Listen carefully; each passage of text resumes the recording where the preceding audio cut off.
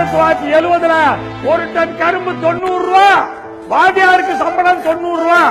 இன்னைக்கு வாத்தியார் 36,000 ரூபாய் வாங்குறாரு. என் கரும்பு 2300. 1970 40 ரூபாய் தான் 60 கிலோ நெல்லு. அன்னைக்கு எம்எல்ஏ சம்பளம் 250. இன்னைக்கு எம்எல்ஏ 55,000 வாங்குறாரு. 220 மடங்கு ஏறிச்சு. 40 ரூபாய் நெல்லு இன்னைக்கு 880 தான். அது வாங்க நாதி இல்ல.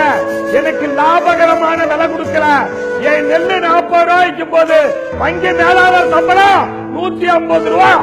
இன்னைக்கு வங்கி மேலாளர் 66,000 ரூபாய் வாங்குறாரு. 440 மடங்கு சம்பளம் ஏறிடுச்சு. எனக்கு நெல்லுக்கு 22 மடங்குயா. யாருக்கிட்ட போய் அழுவுறது? எங்க போய் அழுவுறது?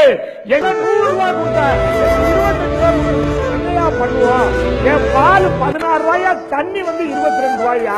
என்கிட்ட அரிசி 25 ரூபாய்க்கு வாங்கி ஒரு 10 ரூபாய்க்கு உளுந்து போட்டு ஒரு 10 ரூபாய் எண்ணெய் ஊற்றி ஒரு 15 ரூபாய் கேஸ் போட்டு ஒரு 40 ரூபாய் கொடுத்த ஆள் கொடுத்துதான் 40 தோசை சொல்றாயா.